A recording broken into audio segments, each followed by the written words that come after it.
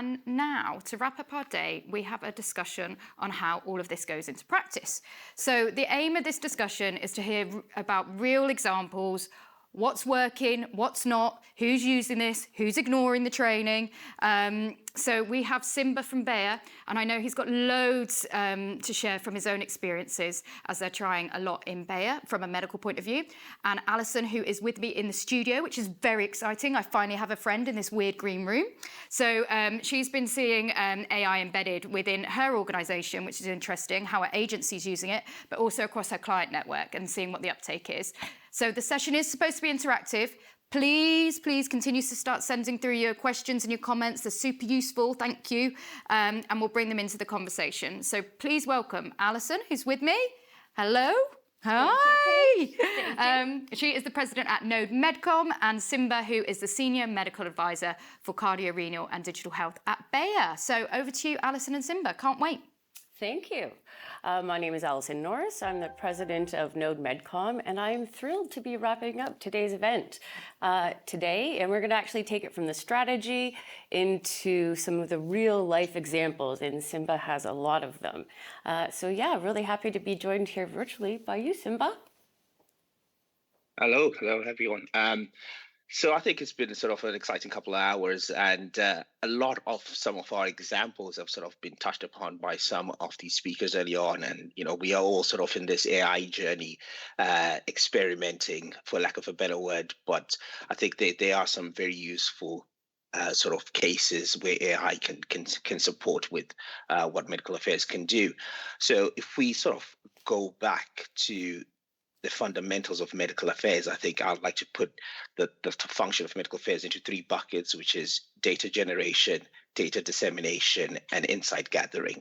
So some of the examples that I have from a Bayer perspective are sort of going to be in those sort of three buckets, which is how we used AI in insight gathering, data generation, data dissemination. Super. So if you want me to go with first, so I'll start off with insight gathering. I think insights are sort of what drives medical affairs, and there's a lot of supporting functions that rely on the insights that medical affairs have, but there's a lot of systems that most organizations are using where these insights are sort of dumped in by medical scientific liaisons or some supporting medical affairs structures. So our CRM system was one where we had a lot of insights there from HCP discussions, but to decipher and get that content out into something that's coherent and helps, answer questions around strategy or decision making is very difficult. So that was one of the first problems we had around insight gathering at Bayer. And then the second one was there's certain other activities that are sort of the insights from there are not shared by the wider team. So if you have advisory boards, steering committee meetings, the reports and everything that come out of there normally are in a handful of people's sort of inboxes or in a repository, and the wider business or medical affairs can access them. So that was second thing. Then the third is, depending on the life where you are with your products in the life cycle, you have insights from other markets. So as global organizations, you have insights from the US, China, Japan, but rather than reinventing the wheel, no one can access them. So they kind of also squirreled away in the different assets that these local countries use. So we decided if we could sort of try and solve those three problems together. So what we did was then look at how can we pull the insights from our CRM system. How can we feed advisory board, steering committee meeting minutes and everything into this one place, and then also data from other markets or insights from other markets, and then use AI to overlay that data to be able to then extract the insights that we wanted. So the medical affairs team would say, actually, I'm interested in finding out the sentiment around these potential side effects from this particular drug. So that was sort of the prompts that we engineered behind it, or the narrative, and then the AI system goes into the large repository of all these insights, pulling from three different sources, and actually starts to rank them to say, actually, these are the insights, this is what they're coming, this is the common thread, and then from a medical affairs med advisor perspective, you then have these sort of tangible insights, which you can then decide what you want to do. So it helps with that decision making. So that was sort of, one element of insights gathering that we're using at Bear. And then the other second sort of case around insight gathering there is the in-call insights from MSL. So depending on the platforms that we're using, most of our virtual conversations now happen using MS Teams, and we can have different sort of chatbots or AI tools assigned to it, which can be able to start to extract that sentiment. So almost asking the MSL to go into a real life situation with an HCP and have a natural conversation, but then have the prompts and also ask for it to listen out to certain keywords, responses, and then at the end of that call, be able to get a sort of a report to say, actually, the call went well. These are some of the issues that were raised by the HCP. These are potentially some of the issues that we need to address or get better at. This sort of case study was much more harder to get buy-in because the perception from the MSL team was obviously having a co-pilot in your calls, gives the big brother vibe. Someone is listening in, and management want to use that to assess how productive you are, how efficient you are. But actually, what we wanted was, if they're starting to get feedback from their own real life examples, they can all, collate these insights and help us produce content or messaging that actually resonates to the people that we're talking to. So in real time, rather than, everyone has sort of, sporadic insights or feedback, it was sort of real time. And also, because of the nature of more virtual calls, it's quite difficult to not to overwhelm the HCPs if there are two members of Bear there and one is sort of the manager just listening in. It gives a different feel. So it was just sort of actually, you continue going on around your business, we get that data, and the managers or the coaches can use that feedback to help MSL development in their data insights gathering and data generation, dissemination conversation. So that's one element of it. Yeah. Thank you so much. So of those examples, which would you say has made the biggest impact? And are you able to measure that impact? So the one that has had the biggest impact, I think, it's the use of AI to sort of centralize insights. That has really helped, because what we have done with that is, because we now have sort of a central repository where AI is able to pick up the insights that are being collected out in the field, we gave each MSL sort of three core questions to say, actually, in every engagement that you're having around this particular disease area or drug, these are the sort of four sentiments that we want you to collect. So they would collect the same sort of four sentiments, put it into this into the tool, and then that tool would then be able to sort of create the narrative that's coming out of that sentiment. And then, rather than med advisors spending a lot of time going through minutes and med CRM and almost trying to guess anecdotally what the narrative should be, we actually now, for the first time, actually had hardcore data say, actually, this is what our HCPs are saying. We were, trying to differentiate our product from product Y, but what we were actually using to differentiate it wasn't what the HCP, wasn't important to the HCPs. We were able to start to consistently understand what's important to our HCPs, what is important to the wider stakeholders. And from a medical perspective, we took those insights and fed them back now to our commercial team to say, actually, when you're generating your content or your messaging, this is actually what's more important. And obviously, we can't measure sort of direct impact, but you can start to see that even the barriers or the objections that the account executives are having when they're sort of disseminating this sort of narrative were less. So you can start to say, actually, we picked up the right thing there.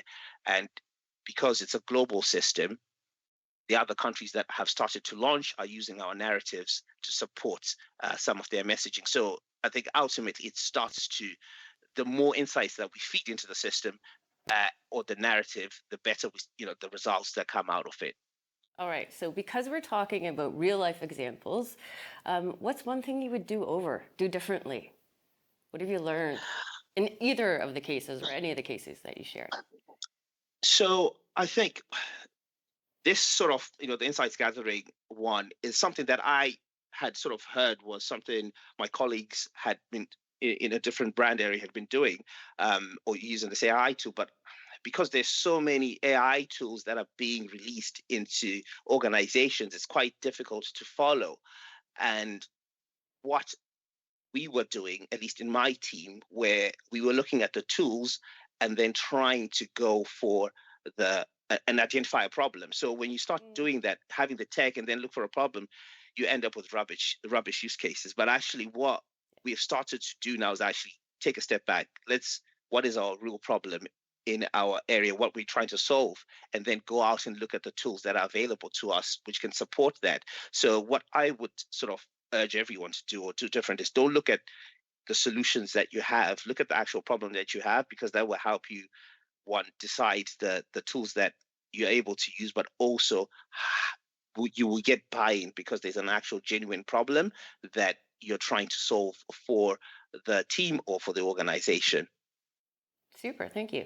I know at Medcom, one of the things we've done is make sure that everybody's been really comfortable with what tool they're using. And so instead of making sure it's uniform across the board, it's just whether or not you want to use Copilot or ChatGPT, Enterprise, whatever it is, just making sure that people feel really comfortable. So that's one thing that we've done. So again, if we go on to some of the other examples that you've provided, what do you think has been like the biggest challenge when it comes to governance and buying in, getting people to buy in, and the whole idea of trust? Because that's definitely something that we've experienced and seen change from the beginning of our AI journey to the end, or to where it is now. Yeah, so trust is really important for medical affairs. I think that's sort of the bedrock of the departments, and we are sort of precious and guarded about it. And I think, like some of the other speakers have mentioned, I think the biggest challenge with anything is how do we implement new solutions without creating work for the people involved. But actually, it's almost a chicken and egg situation. Sometimes you have to do the work, like get your data sources, get your SOPs in place, get your training in place, and then actually start to reap the benefits. But the buy-in actually for this sort of insight gathering, the first part, which is internal, was slightly easier because it's internal.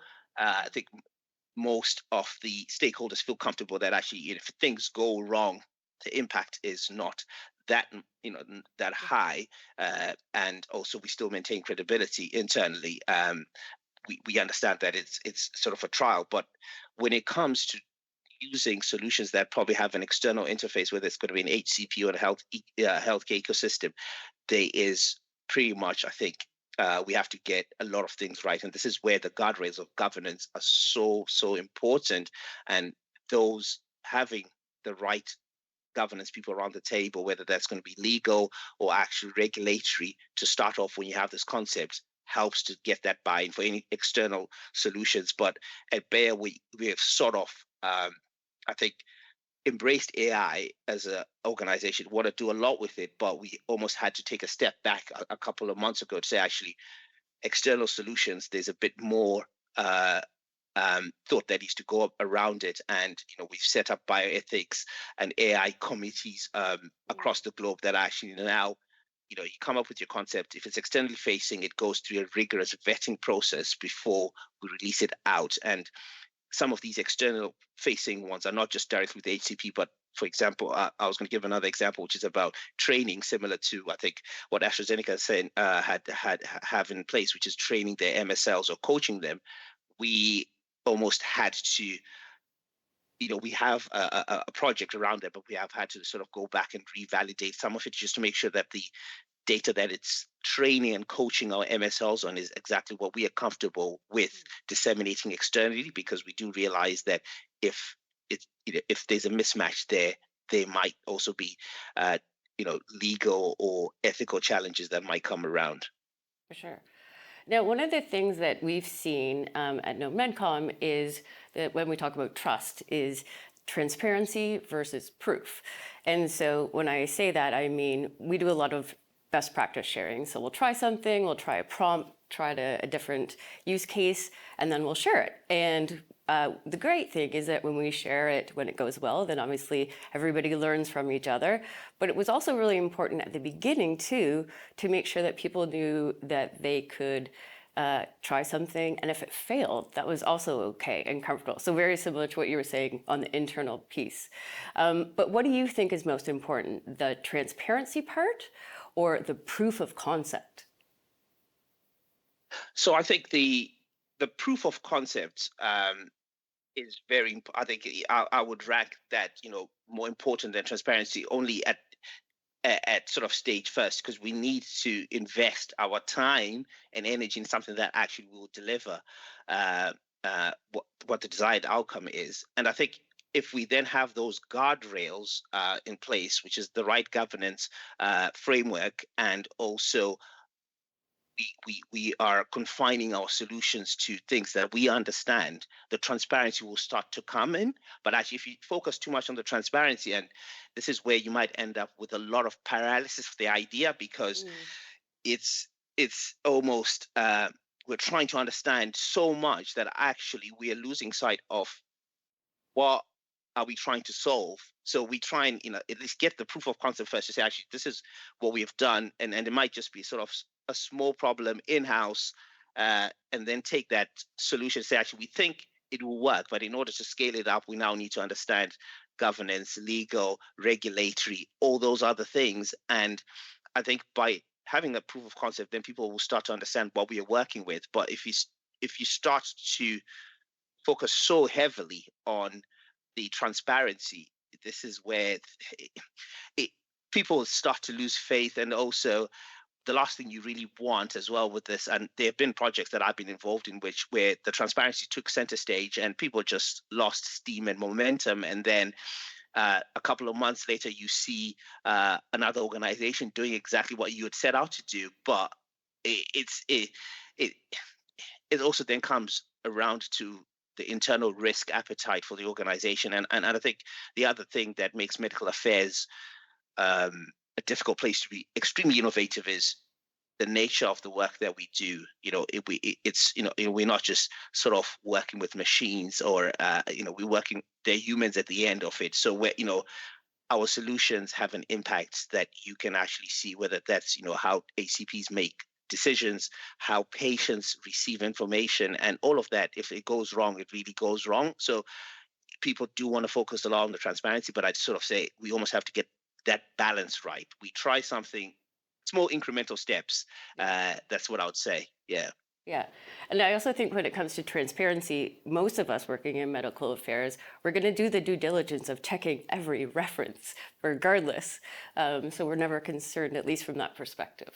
Another question is, what new skill sets are you seeing when it comes to Gen AI into medical affairs? Is there any needs that you've seen, any different roles that you've seen created?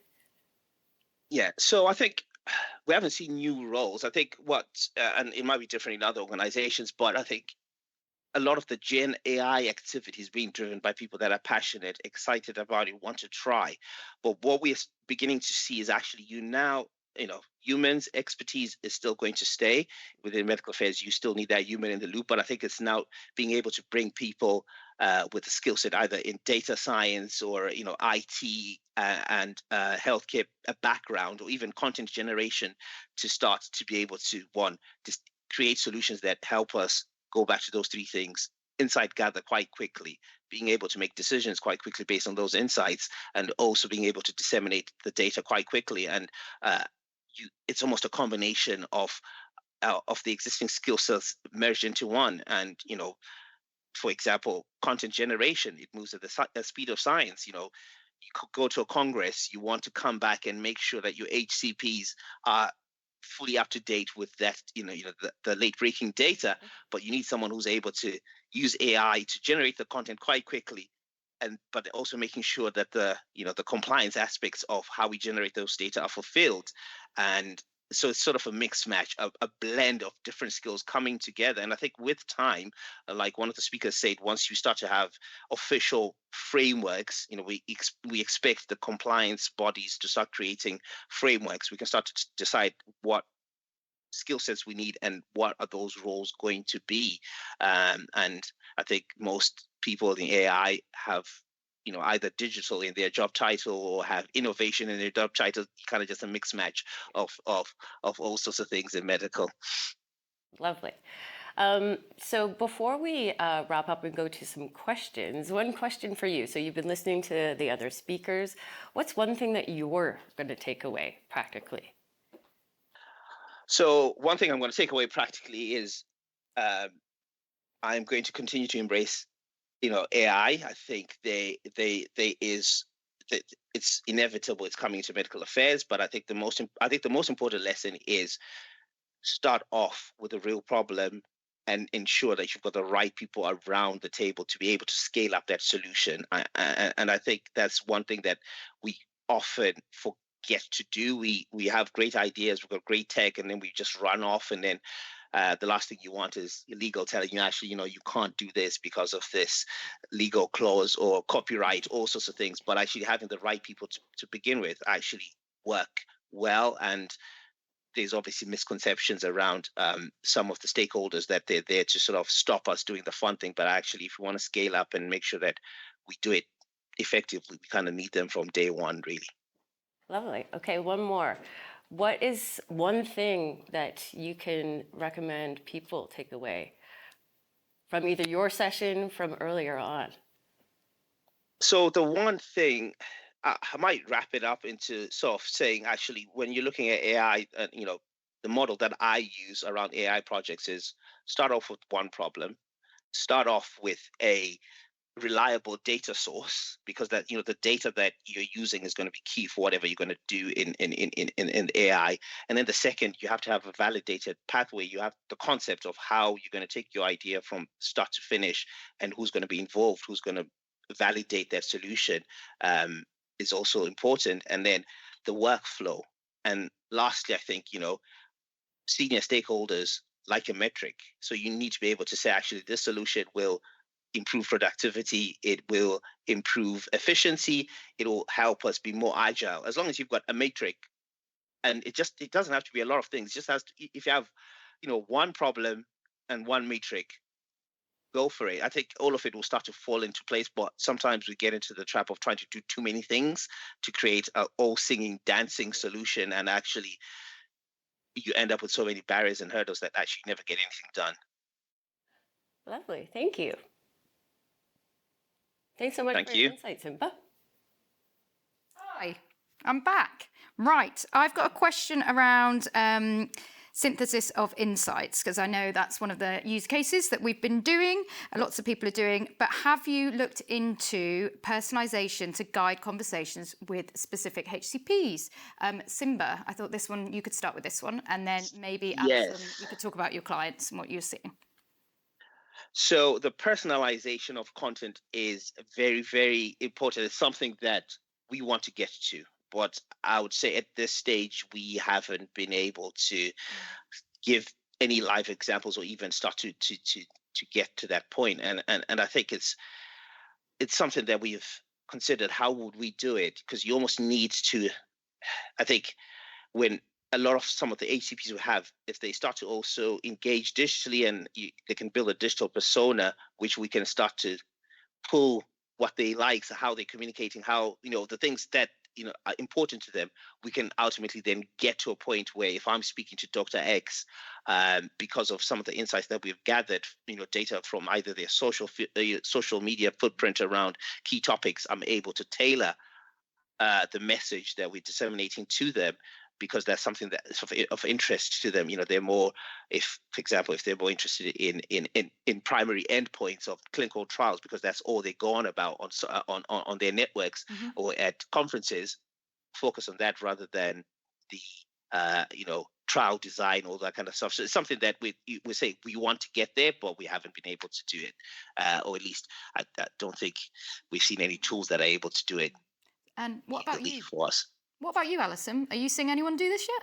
I haven't. No, I was going to say, and I have to say, in general, I would say we have a lot of clients that are very early on in their AI journey. Yeah, and even ourselves, like we've started this about a year and a half ago. So I also, it's as amazing as it is to see some of these great examples, I also think it's really important to just start and just Yeah, Just Yeah. play, just play. play. And I Yeah. think that exactly. gives us, it's like we rehearsed. This brings us to a really nice way, I think, to close. So this final question is, I have colleagues who feel left behind and reluctant to embrace AI, and we're hearing that all the time at Pharma Brands, which is why our mission is to upskill on AI literacy. So what are good ways to engage them in using AI? I don't know. Allison, do you want to take this first? Sure, I can happily share what we've done at Node Medcom. So we have even done contests where we wanted people to use a certain model, so the CRIT model, which is a prompt formula, and that was one way to get people just to almost force them in order to get some free cash. So lots of different ways. I think the biggest thing for us, though, has been the best practice sharing and making sure that people know AI is changing incredibly fast. So something that you tried 6 months ago is not going to have the same result nowadays. Yeah. And so just making sure that we're constantly trying again and again. 100%. It's like Paul was saying from ITV, he trains everyone every week on prompting, on what's changing in their world, which is often content. Simba, can you give us your closing words on that one? So those of us who are feeling a bit left behind, a bit overwhelmed, what would you say to them? Yeah, I think, AI at the moment is overwhelming. There's a lot, and the models keep on changing. But what we have found works is identify AI champions, people that are keen on AI, that that really geek about it in the different teams, and rather than almost do a one and done, like here's this one AI training day that we have, we are using those AI champions to say, actually, if you've done something really cool in your weekly catch up. So just like last week, one of our colleagues discovered vibe coding and LLM notebook. And, it wasn't, as part of AOB in a casual meeting, sort of showed us what he has done, what he's generated, just by playing around it. And there were people that, we've been trying to get them to even use basic Copilot. We're like, what, this is really cool. Can you teach me more about it? And he started to generate some prompting for dummies, that kind of thing, with real life examples of things that he is using in his particular job role. And I think there's a lot of peer-to-peer sort of conversations help get people bought in. So if I've got a particular problem I've solved with AI in my role, if I demo that to another medical advisor, it most likely going to resonate to them, and then they'll start doing it. And same with MSLs, if they do certain things, sharing. Whereas we did the one and done where we have our global AI expert come and say, here's this tool, it'll do all of these things, and people are like, actually, that's not how I work in my day work, and then it just goes in the bin. So actually having practical examples and sharing those often and frequent is it brings everyone on the journey. Oh, it's like you teed me up, and that's why I think things like this are so important. So thank you both so much. Thank you. And a huge thank you to all our amazing partners. Like, this event is free, and the reason we were able to do it for free is because of our partners and our speakers. A lot of time and work goes into this. Even just today, we've been using the technology at Event Space. You have no idea how many screens I'm looking at, how many cameras I'm looking at, how much training had to go involved, and also what a lovely positive team. It's been such a nice day to be here. So if you've liked the technology, it's been with Event Space, and it's been fab to be here today. So thank you to the team. I know you're all there because you're weirdly looking at me through glass that I can't see through, but thank you. And do check out our partners, because we've worked with them a lot, and they have been great and have helped us with all the content for today. Now, if you like what you heard, then our flagship event is the Age of AI Europe. We've got tickets on the website now, and they're at 50% off. They can't be at 50% off forever, otherwise we wouldn't be able to put the show on. So they are pre-launch tickets, March 10th. So hopefully if you want to find out more, and if this is your first introduction to pharma brands, please do go and check them out. I guess final thoughts, right. Gen AI isn't going anywhere. Yes, the industry has moved from pilots to implementation. I guess the most common user cases we're seeing in medical affairs are MLR review optimization, MSL training, content synthesis and creation. And I guess a final yes from me, yes, you will all thrive in your journey into the age of AI. So thank you, goodbye, and I think I'm going to say it. It's a wrap, guys. Thanks so much.